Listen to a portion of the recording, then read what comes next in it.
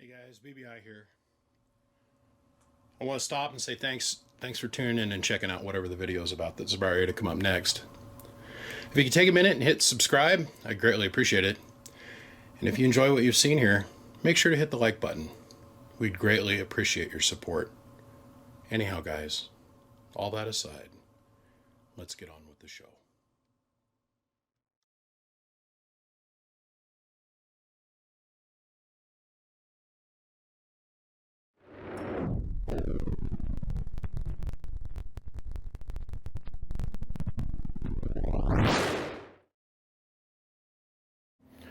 Gentlemen, we're here tonight. We're going to cover how to change a transistor. A 2879 style transistor, to be specific. In most of the HF amplifiers, CB amplifiers, you'll find that they've got the same style of transistor in them, the TEOK style Toshiba. Or in this case, we're going to be removing a bastard child DEI, and we're going to replace it with an HG 1608. This video came to be because I've had a friend of mine, a customer of mine, ask me, well, how do I change my own transistors? And I said, well, it's one of them things that's better if I show you than describe it to you on the phone. So through the power of the interboobler, we're going to do exactly that. Let's start off with the most powerful tool in this entire tool chest that we need. Let's go over what we're going to need to actually pull this production off. You're going to need yourself a fairly substantial soldering iron. They make several different kinds. I'm a big Weller fan. Not saying that Hako or Hako or however you want to enunciate it doesn't make good parts. I'm just a Weller kind of guy. Also an Edson kind of guy. These are the exact same unit. This is a Weller 100 watt iron. This is their SP80L. I guess it'd be 80. But the heating element on the two is the exact same thing. Okay? It's got an orange handle. A little bit lower quality cord. Doesn't have the nice little foam grippy handle, but then again, if you're not going to spend your entire life holding on it like I do, those things don't mean anything to you. The reason that I prefer this iron over this is they do make replacement tips for this, but they're not as fine as the iron tips that you can get for this. That is a Weller 100 watt. This is a professional standard. This is for doing stained glass windows or stained glass work, period. So if you type in Weller 100 watt into Amazon, you're probably going to get this guy. If you type in Weller stained glass 100 watt, you're going to get this guy. Now in here, they've got a little brochure pamphlet, paper pamphlet, that says that we make 7,000 different tips for this iron. My preferred modification to my weapon of choice is the CT 6E7, which is this tip here. I love this iron. I love it so much that I had it put on my arm. Okay, it's the exact same unit that I have on my arm. I take the stock tip, I just take it out before I even heat the iron up, and I put the new tip in. This is also called their flat screwdriver tip.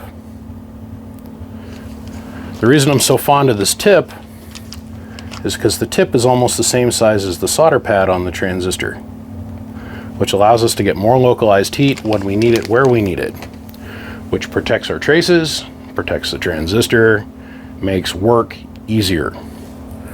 You don't want to use a small iron.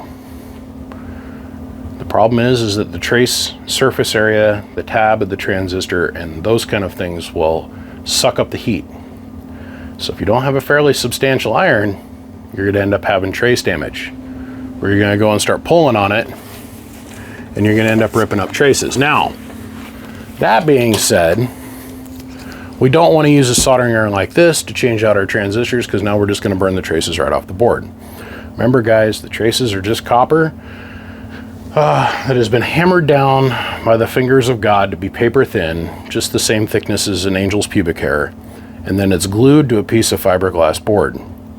We want to apply just enough heat to melt the solder, but not so much heat that we end up pulling the trace up off the board or burning it like this would. Okay? All right. Here real quick. All right, let's come over here and talk about the rest of the tools that we're going to need. Of course, you're going to need your replacement transistor, your replacement 10 ohm resistor. This is very important. Usually a pair of blunt needle nose, sharp needle nose, hemostat, and then of course my samurai sword of choice is just a cheap dental pick. This allows us to get underneath the ears of the transistor and be able to lift up. And that's what we're wanting to achieve. There's a small amount of lift up. I have a sharp tip side, and then I took the other end of this double-sided pick and I rounded it off. It's blunted over. It's for a reason. This allows us to get down in between the transistor and allows us to be used as a pry bar. Okay, let's talk about thermal joint compound. A little bit goes a long ways, you guys. I'm a big proponent of using white thermal compound, which you can visually identify. White is usually good. Silicone based, which is good because you never have to worry about it drying out. The reason I suggest that is this gray thermal compound, like what comes with heat sinks for computer processors and that kind of thing, is absolutely the wrong thing to use. You'll find that this kind of thermal paste is really good at transferring heat. The downside is it has a tendency to be conductive. We don't want to have electrically conductive thermal compound. It also has a tendency to break down over time, especially at the heat saturation points that our transistors work at, and we've had failures from that. We've seen other guys have failures with that. So I got this thermal joint compound. I love the crap out of it. Works great. I've had amps that have been out there running now for like 9-10 years. I go to pull them up. The thermal compound has not dried out. It has not turned to dust. It is still perfectly sticky, and it's doing its job. It's taking up the micro space between the foot of the transistor and the micro deviated space of the heatsink. It's just a tiny little gap filler.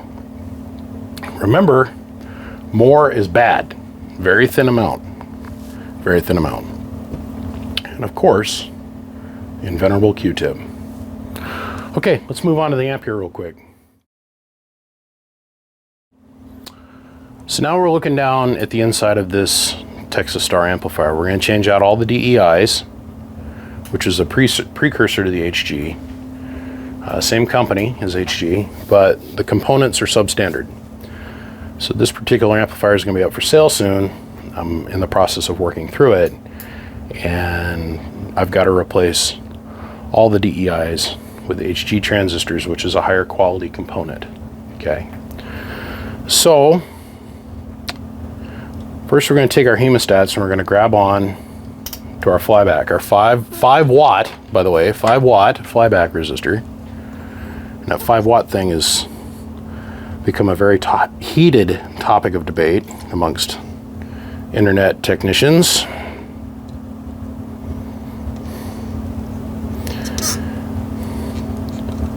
We're going to remove our 5 watt resistor. So easy that was, and that's because we have the right size iron. We're not diddly winking around trying to get solder to melt. We touch it, it pretty much melts at this point. Let's go over that one more time. Let's make sure I'm in frame for the second resistor. I am. So before I go and apply my soldering iron to anything inside this amplifier, there's 2 things I'm doing off camera that you cannot see. One is wiping the tip down against a slightly moistened sponge. You don't want it so wet that it takes heat out of the tip. You just want it wet enough so that it'll drag off all the stuff that they call dross, or otherwise the cooked off flux residue and old solder that's on the tip that's cooked off.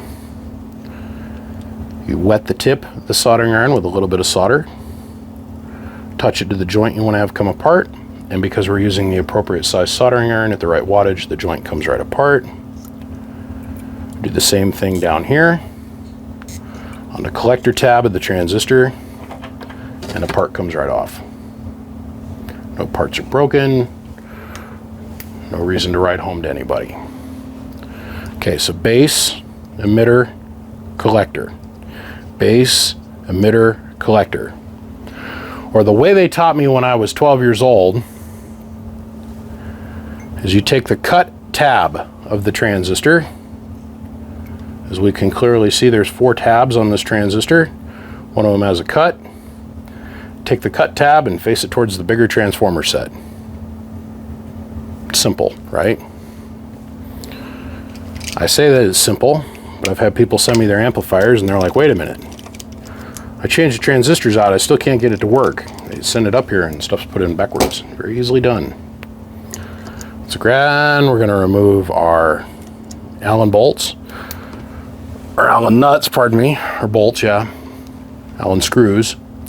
Most of the time you'll find that they're held in with a small Phillips head screw. So Texas stars happen to be a little bit trickier than some of the kind of other copper-clad, not bronze-banded boards like the way I build. It requires a little bit of prying and a little bit of patience.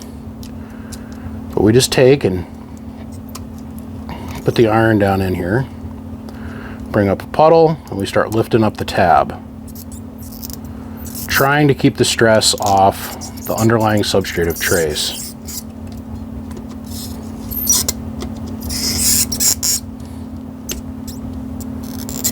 And up we come, just like this. Fold the transistor in, kind of use it as a lift up there.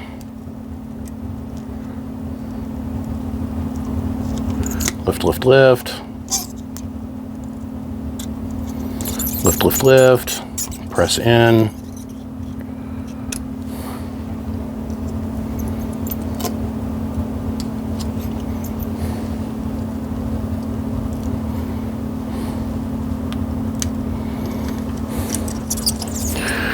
Remember, the whole goal is to get the heat on and then get it off the component as quick as you can. This is why Texas Star is such a bear. What's happening right here? There's a little tiny bridge of solder that's right here on the joint. You can scrape and pry and peel at that till your heart is content. Because of this thing called surface tension, it will continue. Now please note how I did that. Took the tip of the dental pick, put it as close to the transistor as I could, heated up the tab and lifted. Now we got lucky. This little tiny bridge wasn't physically attached to that tab. But this tab is still hooked up and that tab is still hooked up, just barely. It's hanging on by a thread. Whatever you do, this is not the opportunity or the time for you to show us how manly you are. Keep that stuff in the bedroom, boys. So you can attach your hemos so you got a little bit of up torsion on the tab. Heat and lift. Heat and lift. As I was saying, we did not lift the foil. And that's copper foil that's underneath there, you guys. Don't be fooled. It's epoxied down to a piece of fiberglass. Now after I get the transistor out, I like to come back, reheat up my joint after everything's cooled off, flow everything down so it's nice and smooth, so when I go and I put the new transistor in, I've got a nice flat surface for the transistor to land into. This is where our Q-tips come into play. Do not be shy about using multiples. The whole idea is to clean this pocket out thoroughly and guarantee yourself that there's no more schmoo down in a hole, no more white goo. I'm going to give it the little douche. This also allows us the opportunity to inspect the hole, our mounting point. This is really important. I say this tongue-in-cheek, you always look at a hole before you stick something in it. No, but seriously, what we're looking at is right around this thread pocket. In this thread pocket. Every once in a while, as you pull the transistor down, some of those threads will back up and it'll cause there to be a little lip in here. The new transistor, when we go to set it in the hole, will sit on that lip. It won't sit flat on the heat sink. You'll go and you'll tighten it down. You're tightening down against that lip, so there's not a good connection between the heat sink and the transistor. It'll cause this one transistor to get overly hot compared to the rest, and it'll keep popping this one. Most technicians, you'll be able to spot them. Well, I took it to my buddy, he changed the transistor out. We've been in there 3-4 times now and it keeps popping the same transistor in the same spot. 1 out of every 10 times I found that it might be a blown cap or something else as a satellite in this area, okay? The rest of the time, it's from these screw holes not being clean, and they've got a lifted bird edge to them. So I always ask somebody when they call me, so does it run for a little bit? Yeah, it'll run great on his bench. I'll take it out, I'll go talk on it. 10-15 minutes later, it blows a pill again. 9 times out of 10, when I hear that response, I go, I know what that is. So when they changed the transistor, they didn't bother to look at this pocket and see if it's smooth. If it is not smooth, you won't be able to run your Q-tip over it. The Q-tip will get snagged up on the little piece of metal that's causing all the problems. And it usually causes the transistor to be canted just a little bit. So when you go and pull the old transistor out, you can sit there and clean all the schmuck off the bottom of it, okay? And you'll see that one ear is bent. And that's from where the one transistor is making contact with the heatsink, and then the whole rest of the transistor lifts up to compensate for the one side that isn't being able to make contact. It happens a lot, not with the machine screws that are in here, where this has been drilled and tapped. It happens a lot with people that use self-tapping screws or sheet metal screws to hold down the transistors. Sheet metal screws work fine, have been used for decades. It's just something to keep your eyes open for when you go and change your transistor. Okay, so the transistor's out. We've examined our hole. And we're done with the dental pick. This is the time where you look around and make sure you got good separation on all your joints. Make sure you got no little blobs of shit hanging out that's going to cause you headaches in the future. And you get all that cleaned up. So, like I was saying, thermal compound. The never-ending debate. It's like the never-ending story, I swear to Christ.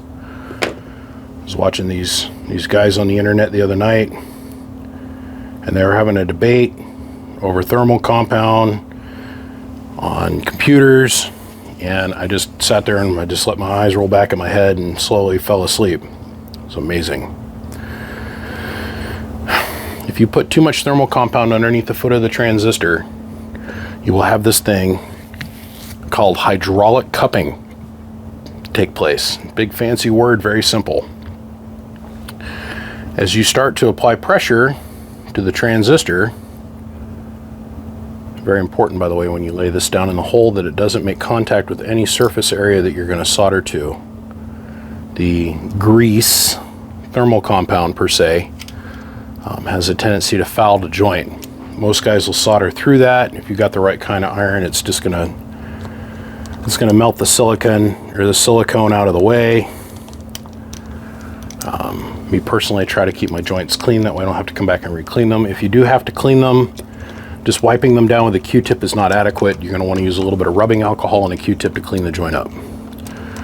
So you have this phenomenon called hydraulic cupping that takes place. Remember, if it's good thermal compound, it is not a compressible thing. Okay? It's like any other oil. You're not going to compress it. So what happens on the bottom of the transistor is it cups. It'll cup up. Because the thermal compound can't come out the sides fast enough as you're torquing down the transistor. It'll cup up. So once again, it'll make it so that the two ears are what's making contact with the heatsink, not the whole foot of the transistor. A little bit is better than a lot. We can see that represented specifically on this transistor here. This is one that came out of this amplifier. Please note how there's a ton of thermal compound in the center and very little at the ears. Hence the reason on good transistors like Toshiba's, they have a cant on the foot that drives the center of the transistor down. Okay? The HG components, the Chinesium components, the Chinese haven't copied that portion of the design yet. So we do have that taking place. It's a fact. Anyhow, that hydraulic cupping gets so severe to where there's a huge physical measurable difference between the edges of the ears of the transistor and the center of the transistor. And that will also cause you to have premature failure of the transistor. That lack of making contact to the heatsink. So very little thermal compound. Just enough to fill the holes. Okay, now watch what I do here. I'm going to do it first with the soldering iron tip, and then let's see if you can catch the technique to which I'm going to talk about.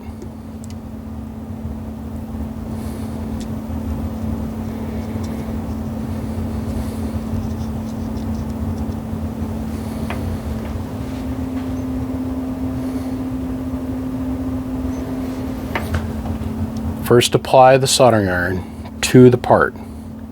Apply the solder to the tip, pushing down towards the part, and then pull away. That's the solder. Take your iron, move it in small circular patterns, even out the structure of the joint so it's uniformly smooth. That allows us to apply just the right amount of solder. Do not try and apply heat and then apply solder to the part. He'll be sitting here waiting. Oh, here now it goes. That's the wrong way to do it. Remember, the whole goal is to get the tab hot as quickly as possible and then get the heat off of the tab. Apply your heat with your iron, apply the solder to the tip, let the solder flow down the tip, smooth out your joint in small circular patterns. It's like pushing a welding puddle around. You want your joint to be smooth and flat. What that's assuring us is that you're getting 100% capture on the tab of the transistor, top and bottom. You guys have no idea how many of these I pull out, and the top of the transistor is all covered up with snot. The bottom of the transistor is completely bone dry on the tab. I'm telling you, it happens more than you'd ever possibly know. Okay, so now that we've walked you through that process, this is where you'd come in with your pair of hemostats or your needle nose, and you'd very carefully lift out your 10 ohm resistor. Your 10 ohm resistor that's going to be burnt if the transistor is blown, and you're going to replace it with roughly the same size. Me personally, anything bigger than a 1/4 watt and you're just throwing money out the window. Remember, you only need a 1/4 watt, because if you go to something big like, I don't know, 1.5 watts or a watt resistor like this, the transistor will blow, and without having any set of testing tools like a FLIR or a thermal imager device, or without having to pull all the transistors out, you're completely blind on which transistor blew up. Just saying. Just saying. Okay. We're going to go ahead, we're going to repeat this process in real time.